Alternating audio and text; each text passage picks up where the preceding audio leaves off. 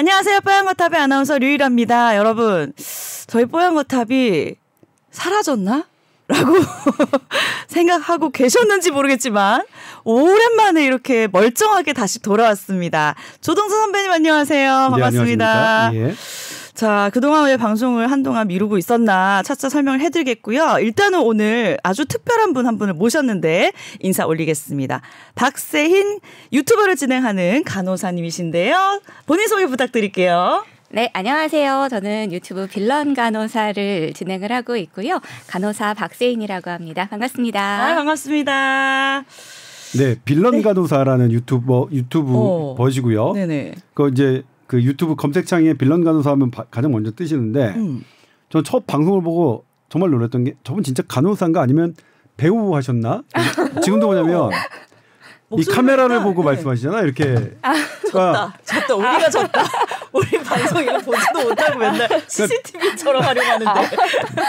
오늘도 딱 그 장면에 나와서 뭐 어떻게 누군가 이제 이런 걸 트레이닝 받으신 건지 아니면 본인의 원래 끼였는지요. 타고난 거 아닐까요? 그러니까 저는 아무래도 혼자서 유튜브를 촬영을 하다 보니까 제가 셀프로 이렇게 카메라 앞에다가 놓고 제가 이 렌즈를 보고서는 얘기를 하거든요. 저보다 더 익숙하시네요. 앞에다가 이렇게 있으니까 또 사람이 없는 카메라잖아요. 우리 집인 것 같고 익숙하게 이렇게 하고 있고. 첫 출연에 우리 집인 것 같다는 말이 나올 정도면 어마어마한 골수신데. 감사합니다. 와주셔서 감사드립니다. 네, 고맙습니다. 선배님, 우리 박세인 간호사님을 어떻게 이 자리에 모시게 됐나요?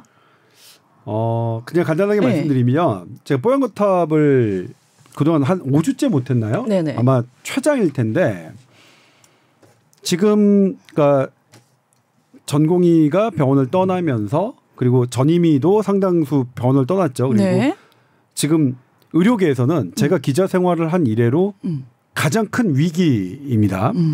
그런데 여기서 일반적으로 했던 우리가 건강 주제를 다루기에는 전 개인적으로 너무 한가하다는 느낌을 받았어요. 그렇죠. 그런데 이 의료 대란을 하려면 카운터파트가 있어야 되잖아요. 기존처럼 저 혼자 막 떠드는 것은 너무 한쪽만의 입장이 할 게 명약 관하기 때문에 카운터파트를 제가 늘 찾았습니다. 뭐 아시겠지만 정부 관계자한테도 뭐 여러 번 요청드렸었고요. 그리고 저와 다른 의료계와 반대되는 입장을 갖고 있는 분들에게도 요청을 드렸고 환자단체 분들에게도 요청을 드렸는데 어쨌든 그게 시간이 안 되신 분들도 있었고 좀 방송에서 직접 얘기하시기가 껄끄럽다고 하는 분들도 있어서 그래서 할 수가 없었습니다. 그런 와중에 저도 이제 유튜버로 추천을 받아서 잘 보고 있는데 이런 현재 의료 대란과 관련한 주제들도 그냥 허심탄회하게 서슴없이 말씀해 주셔서 만약 저희 방송에 저희 방송에 나와주신다면 뽀얀거탑을 재개할 수 있다. 저희 뽀얀거탑을 심폐소생해서 살려주신 CPR하는 건가요? 장본인이 되셨습니다. 아유, 감사합니다. 오랜만에 CPR 해보네요. 그렇다면 CPR 얘기가 나와서 그런데 실제 간호사 근무를 이제 직접적으로 하신 거죠? 얼마나 하셨나요? 이 뽀얀거탑이라고 또 하셔가지고 제가 굉장히 또 반가웠던 게 그 하얀 거탑을 촬영을 한 아주대병원에서 제가 근무를 했거든요. 거기에서 이제 14년 동안 간호사로 근무를 했고요. 그 중에 11년 정도를 정신과에서 근무를 했습니다. 정신과 간호사로 해가지고 오랫동안 근무를 했었습니다. 그래요. 그거는 근데 왜냐면 라인을 잘 잡는다고 하셨어요. 그렇죠? 간호사도 이렇게 라인 잡는 거? 라인 잡는 게 일반 병동보다는 정신과 병동은 라인 잡을 일이 덜 있잖아요. 그렇죠. 아무래도 이제 그 플루이드라고 하는 수액을 달고 계시는 분들은 많지는 않지만 정신과 약물 중에 그 혈액 농도를 가지고 그 농도 수치를 정확하게 맞춰야지 치료적인 농도가 되는 약물들이 굉장히 많기 때문에 피 검사는 어디 못지않게 많다. 그래서 제가 좀 그 라인을 잘 찌릅니다. 우리 일반인들은 잘 찔러주고 안 아프게 찔러주시는 간호사님이 너무너무 좋거든요. 어쨌든 저도 제가 그 현직에 있을 때 제가 뭐라고 했냐면 저 피 한 방울 안 나게 피 뽑아드릴 수 있어요. 또 얹어가시는 거죠. 확인이 안 되네. 확인이 안 돼. 확인이 안 되니까 막 지르는 거지 뭐. 그런 거죠. 어쨌든 우리 박세인 간호사님은 연예인, 배우 아니고 정말 간호사라는 거 다시 한번 알려드리게 됐네요. 본인의 실제 간호사 근무하실 때의 사진도 이제 유튜브 방송에 중간중간 이제 확인하실 수 있겠네요. 뭐 빌런 간호사라고 하니까 또 요거 방송 들으신 분들은 궁금하시면 또 구독해 주시면 고맙겠습니다. 제가 대신 말씀드릴게요. 빌런 간호사의 구독자가 우리 뽀얀거탑을 보시는 분들보다 많아. 그래서 제가 그 목적도 있어요. 효과가 없을라나? 반대로 그러니까 여기로 유입하는 빌런 간호사의 이 구독자를 뽀얀거탑으로 유인하기 아니 그럼 이거 확실히 해야지 간호사님. 네. 거기 나가서 우리 방송 출연했다고 네. 홍보해 주시나요? 엄청 해야죠. 됐네. 우리 이만이다 이제. 이만 가자. 자, 알겠습니다. 일단은 저희가 오랜만에 방송을 했기 때문에 건강 상담 메일이 하나 들어와서 오늘 주제와 조금 다른 이야기지만 먼저 좀 해결을 해드려야 될 것 같아서 짧게 한번 소개를 해드리겠습니다. 안녕하세요. 여전히 뽀얀거탑을 챙겨 듣는 애청자입니다. 궁금한 게 생겨서 글 남기는데요. 자, 혹시 유전자 진단 지원 사업이라는 거 아시나요? 성인의 경우엔 극희귀 질환에 대해, 소아청소년의 경우는 희귀 질환에 대해 유전자 분석비 및 검체 운송비 지원을 해주는 제도입니다. 제가 가진 질환이 유전자 진단 지원 사업에 극희귀 질환 목록에 추가되었을 때 피부과 교수님이 권해주셔서 해당 사업을 통해서 유전자 검사를 받고 확진된 후에는 언니와 조카 2명도 같은 사업을 통해 확진되기도 했습니다. 그런데 오늘 문의처로 명시된 서울대학교 병원 진단검사의학과에서 기존에 지원하던 유전자 진단 지원 사업이 2023년을 마지막으로 종료한다는 안내 카톡을 받으셨대요. 그래서 조동찬 기자님 여기에 대해서 좀 아는 바 있으신지 궁금해서 글을 남긴다고 하셨어요. 네, 보내주신 사연이 진행되고 있는데 네. 2023년을 마지막으로 종료된다는 안내를 받았다는 건 저도 이 사연을 통해서 처음 알았습니다. 전 당연히 이제 이 시범 이건 뭐냐면 네. 우리 희소병은 되게 드물어요. 네. 희소병은 한 개의 환자가 갖고 있는 게 뭐 10,000명이야, 뭐 20,000명이야, 뭐 이렇게 뭐 기준에 좀 다르지만 어쨌든 한 개의 질환에 따라서 환자가 적어서 희소병입니다. 그러니까 희소하다 보면 시장 원리의 그 지배를 못 받겠죠. 그렇겠죠? 그러니까 많이 팔아야 이윤이 많이 남는 이 자본주의의 원리상, 그러니까 다수가 걸리는 질환의 약을 제약사들은 개발하려고 하겠죠. 그러다 보니 희소질환은 특별한 무언가, 자본주의의 그런 그 원리를 뛰어넘는 그 무언가가 있어야만 희소질환 환자들은 우리가 케어할 수 있는데, 네. 그래서 우리 그냥 그런 거죠. 우리 장애인인가요? 그 어쨌든 장애인을 우리가 시장 원리에 맡기면 우리는 배려할 수 없어요. 특별한 뭔가가 대책이 있고, 그래서 국가의 수준이 있잖아요. 장애인을 대하는 그런 태도를 보면 그 국가의 수준이 드러난다는 건 그런 이유 때문이라고 하는데, 그래서 희소질환 환자를 대하는 태도를 보면 그 국가의 수준이 드러나는 건데 우리는 사실 상당히 부족했습니다.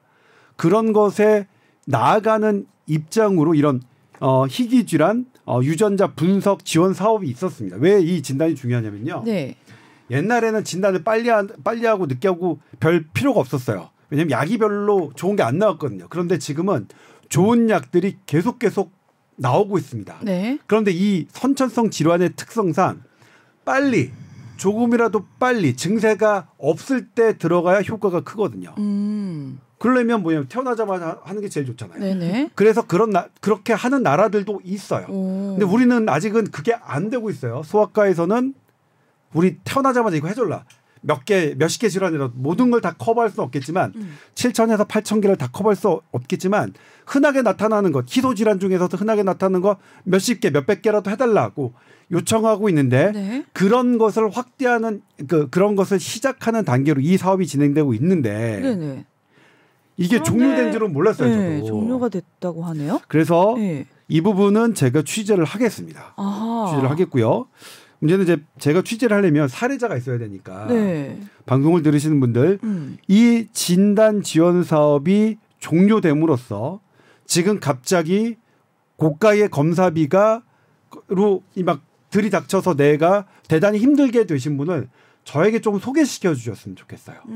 사례자가 있어야 네. 제가 이 보도를 좀 더 이해하기 쉽게 할 수 있으니까. 네네. 그래서 잘 보내주셨고요. 그리고 이런 것들이 더 확대가 돼야 되는 게 우리나라의 방향성인데 네. 줄어들었다? 이건 문제입니다. 예, 대단히 좋은 제보를 저한테 해주셨고요. 그리고 요것과 관련해서는 제가 취재를 하겠습니다. 다만 부탁드리고 싶은 건 이 중단으로 인해서 불편을 겪고 있는 사례자들을 저한테 조금 연결시켜 달라는 걸 좀 부탁드리고 싶습니다. 네. 오늘 요 메일 보내주신 상담자께서도 직접 겪으신 일이니까 네. 자세한 이야기 더 해주고 싶으시면 저희한테 연락 주시면 좋겠네요. 네. 네. 그리고 저 말씀드렸지만 네. 익명성 보장하고요. 네. 모자이크 뭐 다 가능하고요. 그리고 뭐 나름 편집도 요즘 잘합니다. 제가 잘해요. 그랬어요? 제가 하는 건 아니지만 네. 그래서 네. 되게 중요한 너무너무 그 믿으실 거예요. 네, 저희 팬이시니까요. 모타 팬. 예, 알겠습니다. 이 상황은 조금 알아보시고 취재해 주신다고 하니까 일단은 좀 기다려 보시고 도움 주시면 더 좋겠습니다.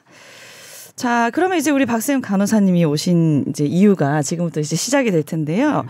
오늘 뭐 주제는 당연히 그동안 있었던 의료 대란과 관련된 이야기를 한번 해볼 수 있겠네요. 객관적으로. 네. 네. 일단 그동안 뭐 너무 많은 뉴스들이 쏟아져 왔었지만 저는 조동찬 선배님이 하는 이야기를 듣고 싶었습니다. 자세한 이야기들. 네, 그래서 너무 궁금한데 일단 스토리 쭉 한번 말씀해 주시겠어요? 나도 뽀타 팬이라서. 이거 훅 들어오네. 내가 뽀타 팬이거든. 찐팬.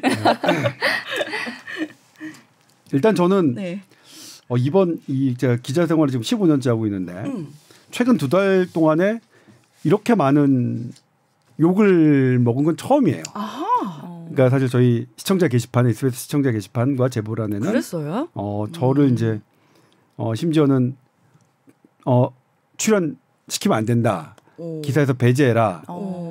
이렇게 되게 의견을 표하신 분도 있어요. 근데 심정은 이해합니다. 네. 왜냐하면 환자 입장에서는 의사가 환자 곁을 떠났는데 어떻게 그게 좋게 보이겠습니까? 그리고 그들의 얘기를 듣는다는 게 무슨 너무 화가 나시겠죠.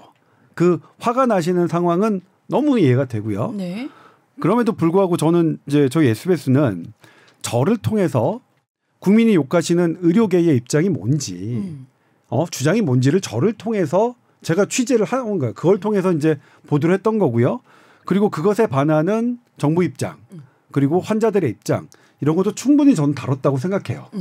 그래서 저만 보고서 욕하시는 거는 충분히 이해하는데 SBS 전체 밸런스는 보고 판단하시면 의료계 입장만 물론 저는 제 보도를 보고 너는 의료계 입장만 얘기하지 않았느냐라고 욕하시는 건 뭐 그럴 수 있다고 생각해요. 물론 저는 안 그러려고 노력했지만 어떻게 그러겠어요. 제가 이쪽만 취재하는데. 네. 예. 그러니까 그래서 그거는 뭐 충분히 저는 뭐 합당한 비판이라고 생각하고 다만 제가 말씀드리고 싶은 건 전체 밸런스를 보면 꼭 의료계 입장만 전달한 건 아니다. 오히려 네. 의료계 입장이 사실은 국민들이 생각하시는 만큼 그렇게 그런 비율은 되게 맞추려고 SBS 보도국 수뇌부들이 노력했다. 네. 저는 그렇게 생각하고 있고요. 다만 이제 이게 왜 지금 벌어졌느냐. 처음에는 저는 옳고 그름을 따졌습니다. 네. 과연 정부의 2,000명 의대 증원 계획이 가능한 것이냐, 옳은 것이냐. 그다음에 두 번째가 이제 그게 실행 가능하냐. 예를 들면 우리가 옳다는 숫자가 있는데 네. 그 숫자가 현실적으로 가능하느냐. 이건 좀 다른 거죠. 예를 들면 네. 우리 노숙자들에게 만 채의 집을 지어주는 게 합당하다라고 만 채가 딱 적당하다라고 어떤 숫자가 나올 수 있어요. 근데 현실적으로 정말로 만 채를 지어줄 수 있느냐는 또 다른 문제잖아요. 그래서 이 두 개를 각각 살펴봐야 된다는 걸로 각각의 근거들을 따졌었는데 네. 지금은 어떠냐면요. 네. 옳고 그름을 따질 겨를이 없다고 생각합니다. 네. 제가 지금 병원을 들어가면서 현장 취재를 하면 할수록 지금 재난 영화를 보는 것 같아요. 저는 한 번도 우리나라 빅5 병원 그리고 제 모교인 한양대병원에서 이렇게 의료가 행해지고 있는 건 전 처음 봤어요. 저는 사실 지금 그래도 이 방송은 지금 4월 8일 녹음되고 있습니다. 네. 선거 전이지만 네. 선거 후에 방송되기 때문에 너무 다행스러운데 어떤 말을 해도 선거에 영향을 주는 건 아니니까요. 네. 그래서 이제 어쨌든 선거가 끝난 이후에 방송되기 때문에 네. 그러니까 정말 더 자유롭게 말씀드릴 수 있는데 저는 총선보다 이 의료계가 저는 더 급한 문제라고 생각해요. 예. 누가 국회의원이 되느냐보다 지금 병원에서 한 사람 두 사람 통계에 잡히지 않는 목숨을 잃고 있는 이 현장이 지금 더 시급한 상황이라고 생각하고요. 네. 그리고 이제 우리 병원의 적자 무슨 뭐 이런 걸 얘기하잖아요. 뭐 돈 적자 뭐 좋아요. 근데 우리가 흔히 얘기하잖아요. 돈으로 해결할 수 있는 문제가 가장 가볍다고. 가장 해결하기 어려운 게 돈으로 해결 안 되는 특히 사람이 다치는 것, 건강해지는 게 더 가장 심각한 문제라고 생각하잖아요. 네. 지금 그렇다. 지금 돈의 문제가 아니라 국민들의 건강이 계속 해쳐지고 있다. 이런 상황이다. 그렇기 때문에 가장 심각한 상황인데 이게 부각되지 않는 것. 부각되지 못했던 것. 그리고 이것을 제가 충실하게 전달하지 못했던 것. 그런 것이 조금 죄송스럽기도 하고 안타깝기도 네. 하고 그렇습니다. 네. 지금 의료 대란이 계속 이제 장기화되고 있고 의사 선생님들도 못 돌아오고 계신데 어떻게 보시나요? 사실 저는 네. 이제 의사 선생님들이 그 전공의 선생님들이 지금 거의 떠나셨잖아요. 그분들이 이제는 못 돌아오는 게 아니라 정말 안 돌아오고 있는 것 같다. 그리고 정말로 다 안 돌아오실 것 같아요. 제 생각에도 그래요. 저는 전공의 선생님들이랑 오랫동안 같이 일을 했지 제가 전공의 수련 과정을 겪어보지는 않았지만 제가 만약에 그런 저의 직업에 대해 가지고 이렇게까지 악마화되고 이렇게까지 핍박을 당하고 있잖아요. 뭐 이게 그 군대에 가신 분들은 자기가 일하시던 곳에서 그냥 엉뚱한 데로 가가지고 그냥 일단 일하라고 부품처럼 그렇게 취급이 되고 있고 그리고 뭐 필수 의료과를 하시던 분들은 필수 의료과에 대해 가지고 뭔가 이렇게 좀 지원을 해줄 것처럼 얘기를 하지만 결국은 좀 공연불 같은 그런 얘기만 하고 있고 또 뭐 성형이라든지 이런 쪽도 사실 거기에도 그냥 무조건 돈만 보고서는 이렇게 가지 않고 본인도 거기에 대해 가지고 뭔가 또 뜻을 가지고 가신 분들도 분명 있을 거거든요. 완전히 돈에 미친 돈미세 취급을 지금 받고 있잖아요. 그런 여러 가지 지금 상황에 있어가지고 진짜 정이 뚝 떨어질 것 같다. 저는 진짜 이런 생각이 들어요. 그리고 그 와중에 병원에 남아있는 사람들은 또 간호사들이 대표적으로 남아있는 많은 머릿수를 가진 직군이다 보니까 그러면은 전공의들 나간 일을 간호사들한테 시키면 되겠다 하고서는 또 막 시키고 있거든요. 굉장히 위험하게. 근데 그런 것에 대해 가지고 또 말로는 보호해준다 이렇게 하는데 현실적으로 봐가지고는 전혀 지금 보호받을 만한 그런 상황이 아닐 거거든요.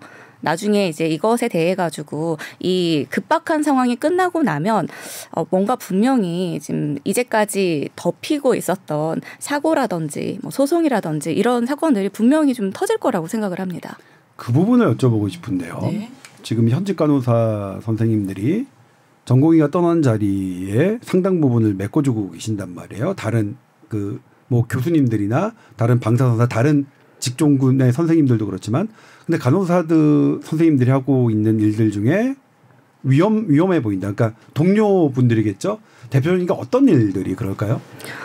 일단은 그 시범 사업이라는 그 이름으로 해서 배포가 됐었던 굉장히 여러 가지 항목들이 이렇게 좀 표로 쫙 나열되어 있는 그게 있었는데 거기에 물론 여러 가지 설명이 덧붙여져 있기는 합니다. 뭐 충분한 자격을 갖춰야 되고 충분한 교육을 해야 되고 뭐 이런 그리고 뭐 전문 간호사가 있고 전담 간호사가 있고 일반 간호사가 있고 여러 가지 그런 밑밥을 좀 까는 것 같은 설명이 있기는 하지만 결국은 거기에 센트럴이라고 이제 중심정맥관이라고 있잖아요. 제가 잠깐 설명드릴게요. 네. 예를 들면 이제 그동안 의사가 해야 되는 일, 간호사가 해야 되는 일이 뭐 이렇게 대체적으로 나눠져 있지만 그 중간에 약간 그레이존이 있었어요. 네. 그레이존이 있어서 이걸 법으로는 간호사가 하면 안 되는데 실제 현장에서는 하고 있었거든요. 네. 그런 일들을 이번에 이제 의료대란이 터지면서 정부가 할 수 있다라고 하고 그냥 간호사협회와 함께 몇 가지인가요? 제가 지금 정확한 게 왔는데 90가지인가? 네, 거의 99가지 정도 됐었어요. 쭉 이렇게 나열했어요.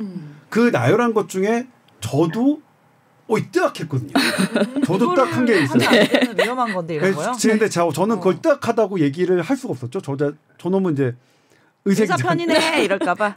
그래서 이제 그 부분이에요. 네. 그 부분을 얘기하는 건데 그것 중에 네. 어떤 부분들이 현직 간호사가 보시기에도 라인을 아주 잘 잡는 딱 뭐 피 한 방울 안 나게 딱 뽑는 100m 밖에서 던져도 IV 넣는다 이런 얘기 하거든요. 정맥 네. 주사를 이렇게 잡는 게 아니라 진짜 그냥 딱 봐도 이렇게 토니켓 그러니까 고무줄을 안 묶어서도 난 놓을 수 있다 할 정도로 진짜 자신감이 뿜뿜한 그런 경력 많은 간호사라도 말초 정맥을 저희가 잡는 것이지 중심 정맥관을 잡는 것은 옆에서 어시스트라고 하죠. 뭐 드레싱 세트를 좀 준비를 해주고 뭐 이렇게 좀 까주고 묵윤법을 위해서 옆에서 까주고 이런 것들은 하고 옆에서 분명히 저도 외과 출신이기 때문에 많이 봤지만 그거는 절대로 못 하거든요. 근데 이런 것에 대해 가지고 뭐 이제 그 중심정맥관을 굉장히 좀 대표적인 예로 들어서 설명을 드리는 거긴 하지만 이러한 많은 술기들을 충분한 교육을 지금 할 수가 없는 상황이에요. 왜냐하면 충분한 교육이라는 건 시간적인 것도 물리적으로 필요하고요. 인력이 필요하잖아요. 근데 지금 인력이 없어서 거기를 땜빵을 하려고 급하게 간호사들을 쓰겠다는 건데 간호사가 간호사를 트레이닝을 시키는 것도 굉장히 오랜 시간이 걸리거든요. 간호사가 간호대학에서 배운 내용을 현장에서 실제로 적용을 하기까지 다시 배우는 것도 그렇게 오랜 시간과 물리적인 그런 경험이 쌓여야지 가능한 것인데 이게 심지어 저희가 배운 적도 없고 권한도 아니고 너무나도 위험해서 환자도 잘못될 수 있는 그런 것에 간호사를 정말 말 그대로 좋을 대로 입맛대로 갖다 쓰고 있다는 게 정말 너무나도 화가 나는 지점이죠. 근데 여기에서 가장 분노하는 거는 이때 대한간호협회가 아니 무슨 소리냐. 아니 의사하고 정부하고 싸우는 건 괜찮다. 싸우는 건 마음대로 하셔라. 근데 싸울 때 싸우더라도 우리한테는 피해가 가지 않게끔 하셔라. 빨리 좋은 원만한 해결 바라겠다. 이러고서는 간호사를 보호했었어야 되는데 대한간호협회가 나서서 우리가 할게요. 저희를 쓰세요. 이러고 있으니까 되게 간호사들 입장에서는 정말 배신당한 느낌이다. 왜냐하면 대한간호협회가 지금 간호사들을 대표하지 못하고 있다라는 게 간호사들 대부분의 그런 입장이거든요. 그런 사람들이 하다못해 간호사들의 현장 간호사들의 의견을 적극적으로 청취를 하고 반영을 해가면서 간호사들을 보호하고 간호사들에게 유리한 쪽으로 이렇게 좀 일을 했으면 모르겠는데 어떠한 그런 좀 보호라든지 아니면 간호사들의 입장을 좀 대변한다든지 이런 것도 없고요. 그리고 결정적으로 이 사업 이 임신사업 뭐 이런 것 어디에서도 환자에 대한 생각을 하는 사람이 아무도 없다. 환자가 제일 중요하잖아요. 사실 의료에 있어서 가장 중요한 핵심적인 인물은 환자이지 간호사도 아니고 의사도 아니잖아요. 근데 환자가 잘못됐을 때 이 책임을 누가 질 것이냐. 국가는 임시사업에서 적혀 있어요. 국가가 책임지는 거 아니라고. 병원장이 책임지게 되어 있다. 병원장은 내가 왜? 아니 간호사 자르면 되는 거잖아요. 내가 왜 책임을 지겠어요. 병원장 입장에선 책임을 질 이유가 없거든요. 간호사가 어떻게 그런 걸 책임을 져요. 나는 배운 적도 없고 원래 간호사 일도 아니고 그냥 국가가 시켜가지고 했는데요. 그러면은 결국 거기에서 환자에게 뭔가 안 좋은 일이 생겼다. 그러면 그거를 그냥 임시사업 때 한 거니까 실행 취소합시다. 없던 걸로 치죠. 이렇게 할 수가 없잖아요. 환자가 가장 위험해질 수 있는 것임에도 불구하고. 네. 그래서 지금 이거에 대한 문제점을 말씀하셨는데 네. 제가 이제 감명 깊게 봤던 부분은 그럼 이건 어떻게 규정되는 게 맞는다. 간호사의 업무, 그다음에 전문 간호사, 우리 PA라고 뭐 하는데 아직 우리나라 이제 그게 뭐였죠? 전문 간호사에는 적어도 이제 간호법 그 보도할 때 네. 이걸 했는데 그 몇 개월 지났다고 다 까먹었어요. 네. 법적 용어가 있는데 그걸 간호사 입장에서는 어떻게 하는 게 환자의 안전과 간호사의 직업적 안전성을 답보할 수 있는지 그것도 한번 말씀해 주시죠. 네. 네, 지금 용어 자체가 굉장히 많이 헷갈리시는 분들이 많을 수밖에 없고 저희도 굉장히 헷갈리는 게 정부에서도 이 말을 자꾸만 혼용해서 씁니다. 일반 간호사, 전문 간호사 여기까지 많이 들어보셨죠? 전담 간호사, PA, NP, 뭐 이렇게 널스 프랙티셔너 뭐 이런 뭐가 뭔지 하나도 모르겠잖아요. 그냥 그 말이 그 말 같잖아요. 근데 전문 간호사라는 것은 실제로 의료법에 있습니다.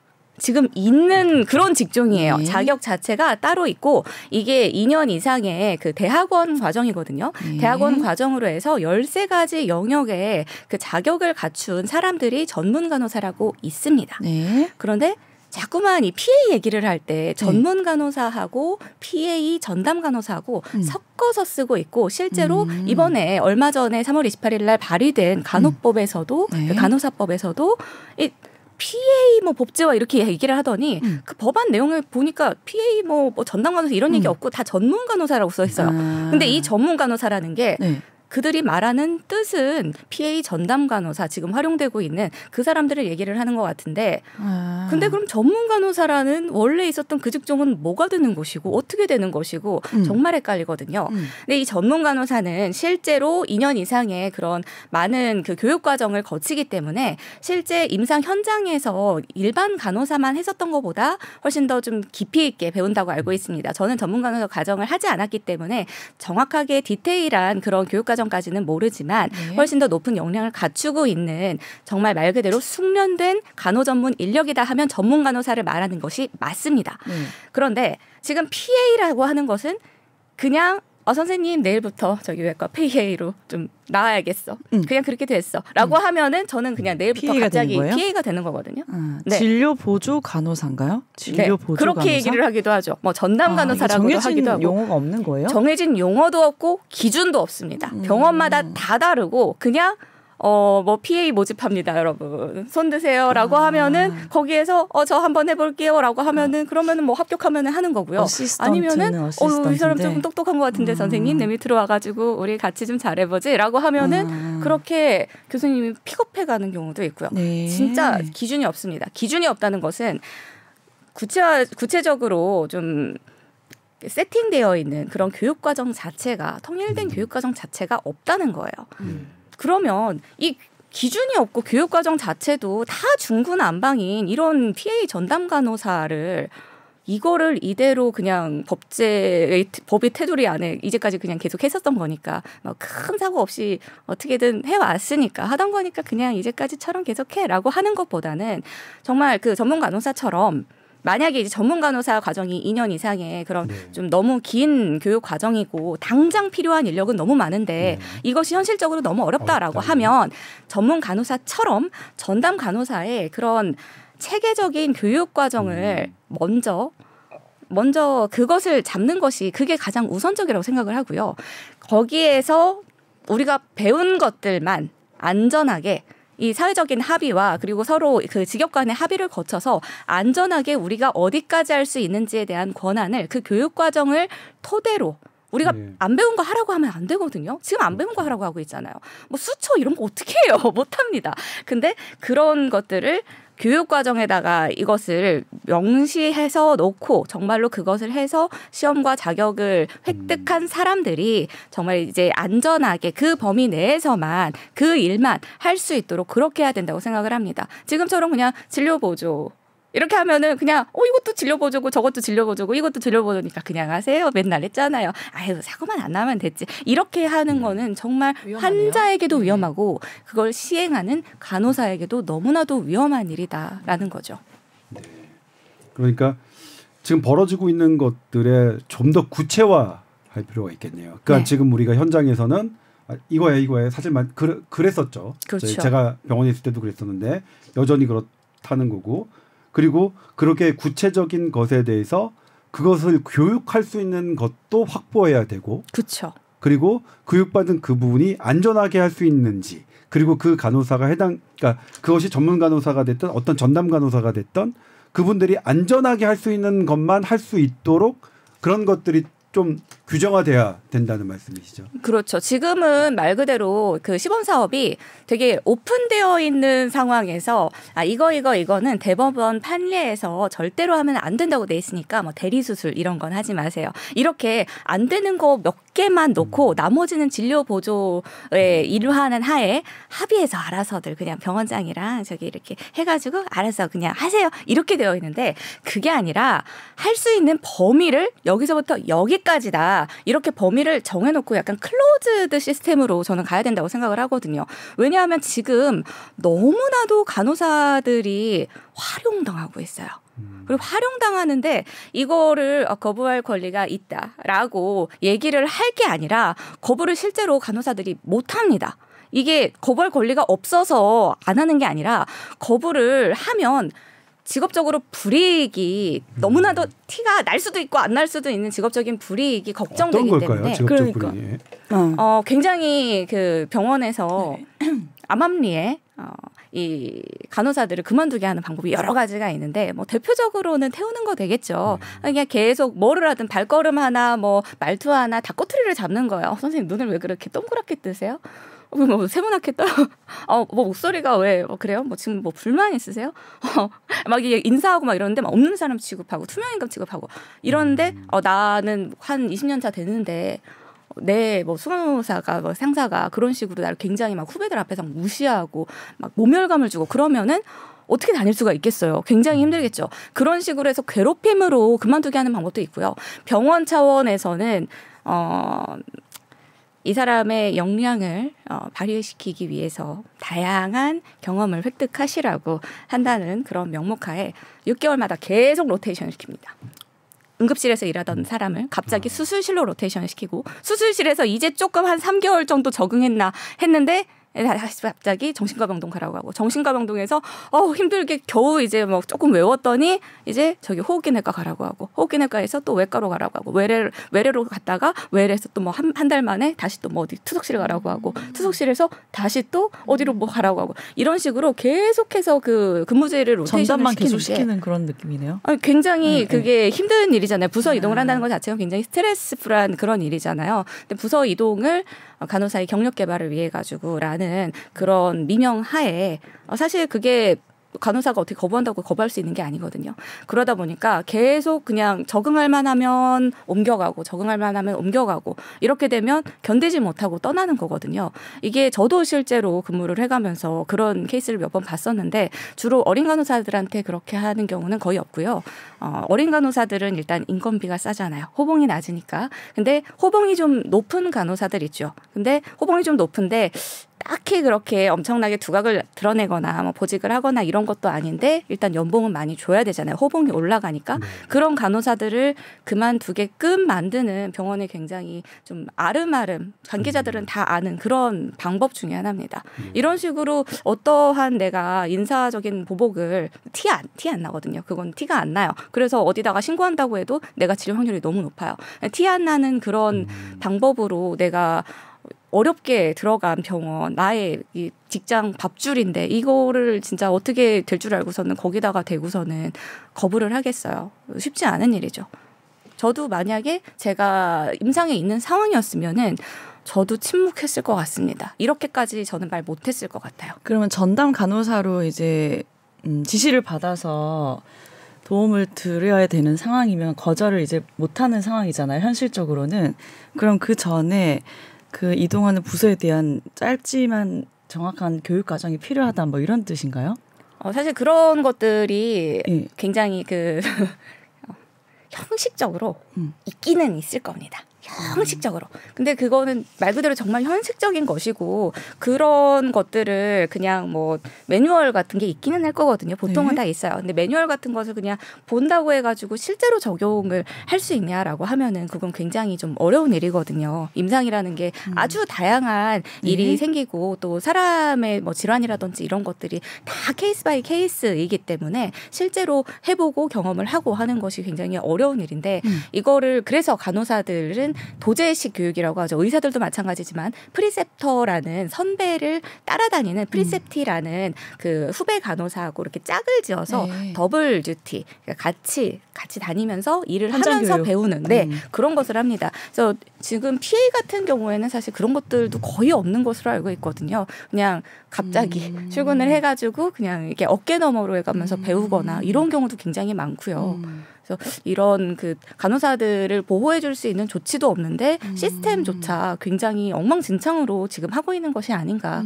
이 위험에 대한 리스크는 결국은 환자가 지게 될 것이고 그리고 이런 것을 시행을 할 수밖에 없는 거부하지 못하는 절박한 사람이 결국은 가장 약자가 되는 거거든요. 나 이번 달 월급이 내가 없으면 생활이 안 되는 사람. 그런 사람들이 가장 절박하니까요. 제가 이제 이거 이해를 돕기 위해서 말씀드리자면 제가 이제 제가 모교인 한양대병원은 신경외과 병동이 15층이에요. 그런데 15층에는 전부 다 저희 메인 병동이니까 신경외과 정부에 속한 그 간호사 선생님들이 여기 경험이 많으신 분들이 계시겠죠. 네. 그런데 뇌 환자는 뇌출혈이나 암 환자는 전부 다 15층에 하고요. 그다음에 다른 뭐 허리나 이런 부분들은 15층이 다 비면 다른 층으로 갑니다. 그런데 다른 층에서 뭐가 문제가 있다. 그럼 제일 먼저 의사들이 생각하는 게 네. 메인 층으로 옮기는 거예요. 네. 이게 이렇게 중요해요. 네. 그러니까 뭐냐면 어떤 똑같이 환자가 머리가 아프다고 간호사 선생님한테 얘기해요. 네. 근데 그 머리가 아픈 정도를 심각하게 머리가 아픈 거냐. 이거는 아니야. 통상적 타이레놀로 그냥 처리할 수 있는 거냐를 안다는 게 이게 쉽지가 않은 거예요. 그러니까 대단히 전문적인 거거든요. 그러니까 네네. 똑같은 두통이 그러니까 이 차이를 네. 사실은 바깥에 있는 분들이 이번에 보면 간호사 선생님들이 하고 병동을 뭐 순환 배치시킨다 이런 것들이 실은 병원에 있던 사람들의 조언이 안 들어간 거예요. 말이 안 되는 거네요. 그게 그런다고 되는 게 그러니까 예를 들면 저쪽에 군의관 저쪽에 공중보건이 와서 세브란스 안병동에 넣으면 되겠지라고 하는 거하고 똑같은 거예요. 네.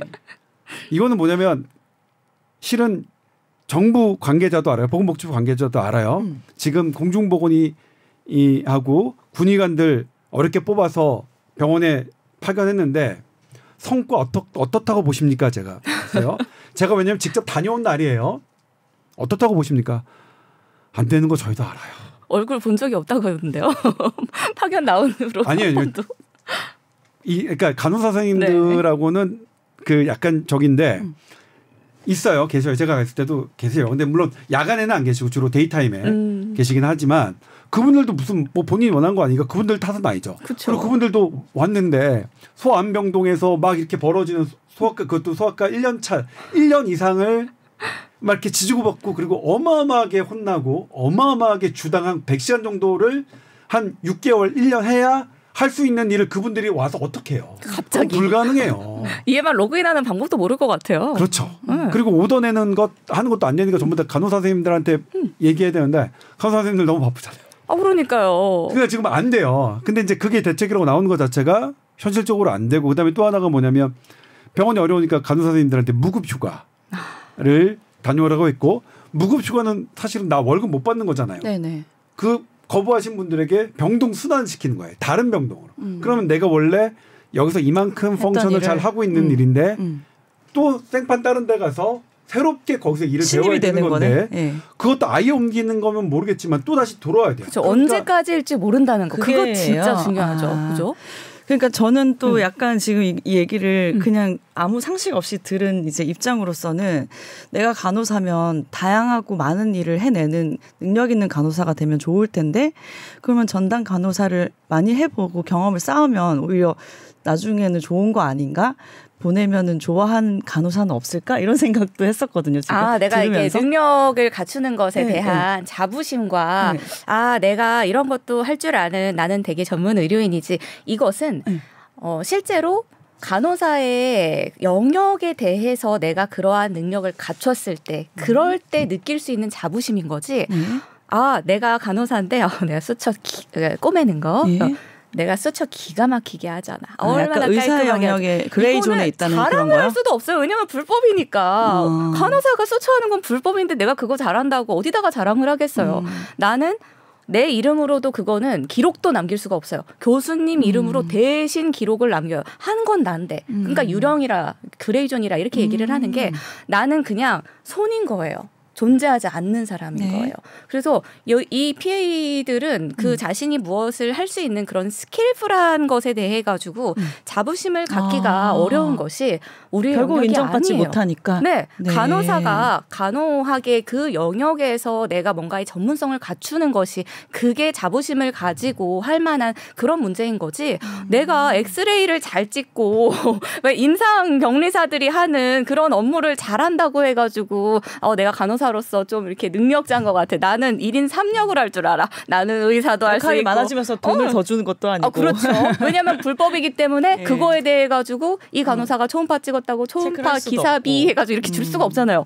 불법이니까. 그렇군요. 그래서 이것은 자랑스러워할 문제도 아니고 자부심을 가질 문제도 아니기 때문에 이건 개인의 성장과는 별개로 물론 이제 뭐 미국이라든지 이런 데에서는 실제로 그 PA가 완전히 제도화가 된 부분에서는 지금 우리나라 간호사에게 법적으로 허용된 것 이상의 그런 행위도 거기에서는 합법이라고 들었어요. 그래서 나는 원래부터가 미국 네. PA가 되는 게 목표야. 여기서 미리 실습을 해가지고 거기 가면은 1등으로 졸업해야지. 이런 생각으로 하면 또 모르겠어요. 네. 근데 그거는 환자에게 실례죠. 여기 실습을 여기서 하고서는 거기 가가지고 하겠다라고 하는 거는 그건 굉장히 의료인으로서 좀 자격 없는 그런 생각일 것 같고요. 간호사는 좀 간호사의 그 영역에서의 전문적인 그런 것을 갖출 수 있도록 그렇게 하고 좀 타직역의 업무를 좀 그만시켰으면 좋겠다. 진짜 그 현장에서 일하시는 간호사들의 생각은 사실 그거거든요. 뭐 밥그릇을 이렇게 뺏어 와야지. 내가 이것도 단독 개원도 하고 초음파도 우리 거, 뭐 엑스레이도 우리 거 이런 게 아니고 진짜 이거는 많은 그 다른 차라리 의료 구분되는 게 더 편하겠네요. 아니 그러니까 다른 네. 의료 직역들에서는 막 간호사들이 그런 거 이렇게 밥그릇을 뺏으려고 한다 이러면서 막 간호법 반대를 하고 했는데 정작 간호사들이 원하는 거는 그 밥그릇을 나는 제발 우리 밥그릇만 가지고 있고 싶다. 남의 밥그릇을 좀 우리한테 안 넘겨줬으면 좋겠다. 사실 그런 게 약간 좀 모순적인 거죠. 근데 간호협회가 그만큼 우리의 의견을 대변하지 못하고 그랬기 때문에 국민들에게 그리고 타 직역들에게 잘못 전달이 된 부분이 있다고 생각을 합니다. 네. 이 부분에 대해서 정말 간호협회의 책임이 크다고 생각합니다. 네.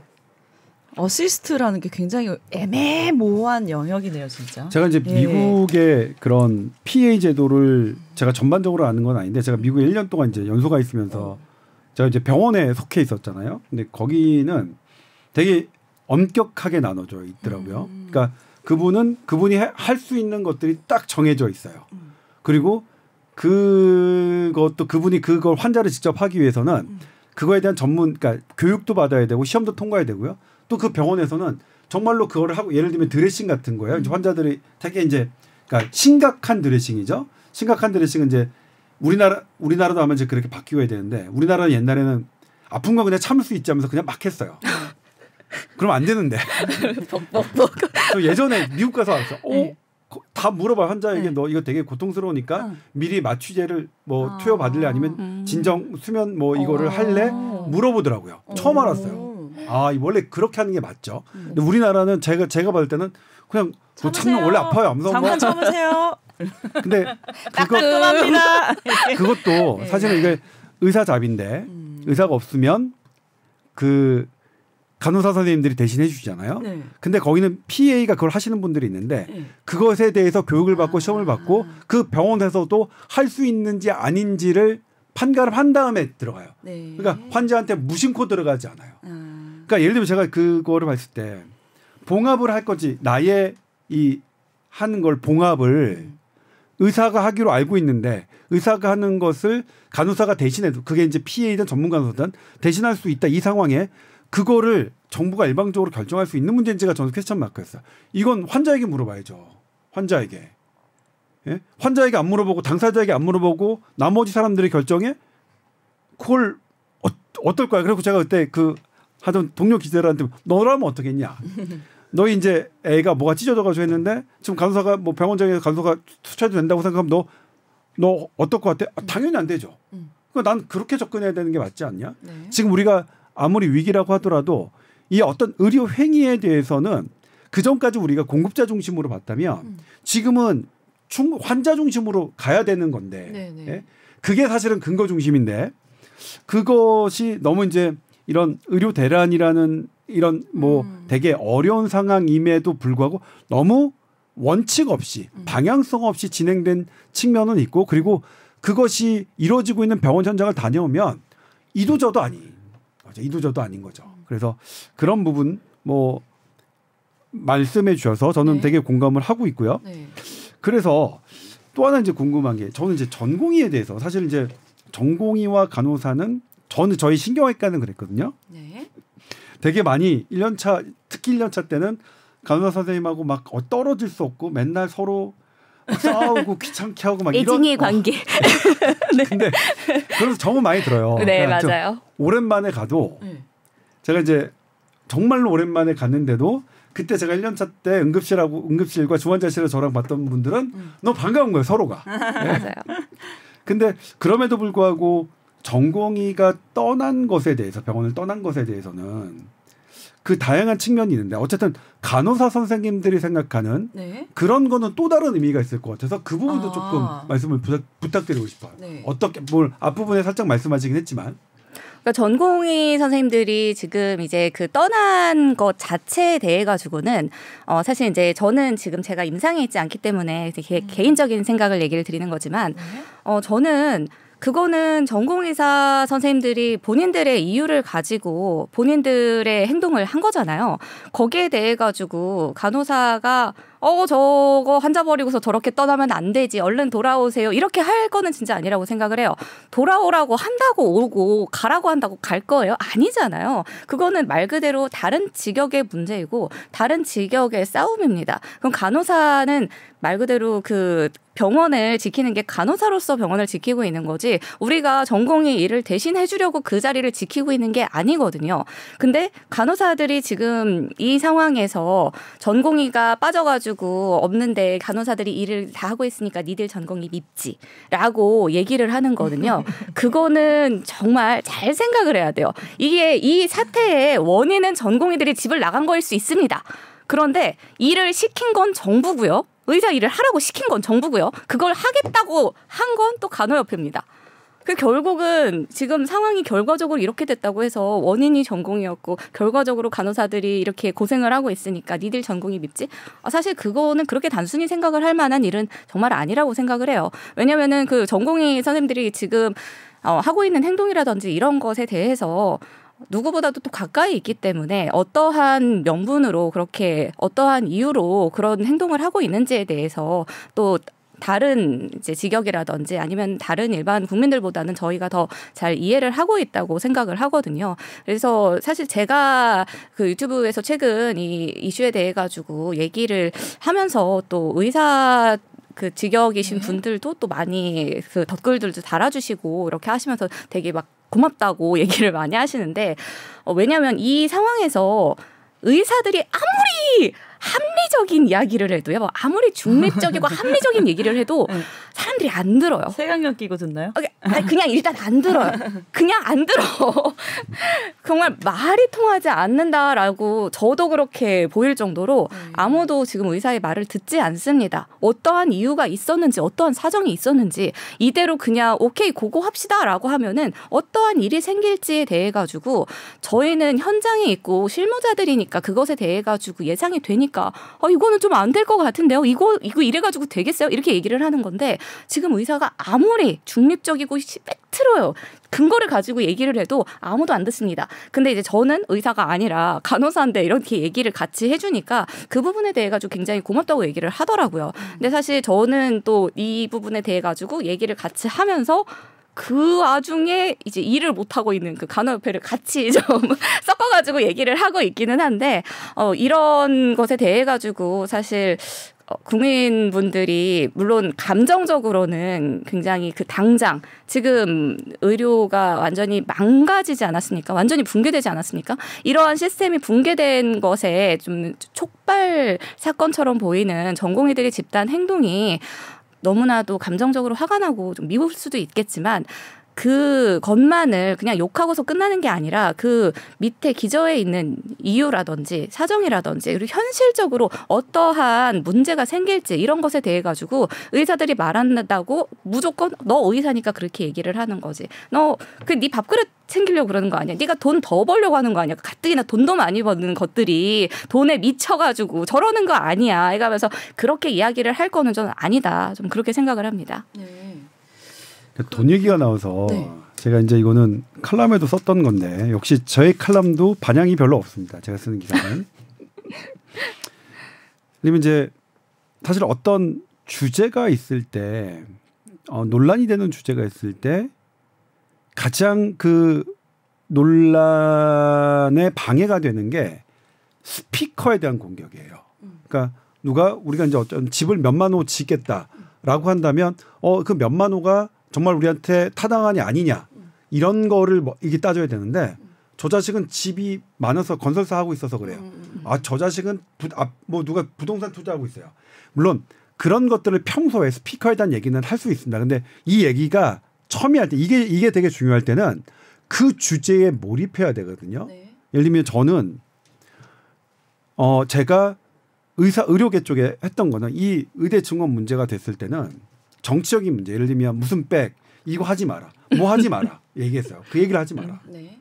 그 자체가 상대방의 스피커를 욕하는 거라서 이 문제에 대해서 집중하지 않게 한다. 그러니까 우리가 전공의가 떠난 이게 지금 뭐냐면 아시겠지만 우리나라는 전공의의 비중이 대단히 높아서 이게 불합리했지만 그래서 전공이 떠난 거를 다른 걸로 메꿀 수가 없습니다. 이거는 보건복지부도 인정을 했죠. 전병환 실장이 전공의의 빈자리는 전공의가 돌아올 수밖에 없어요.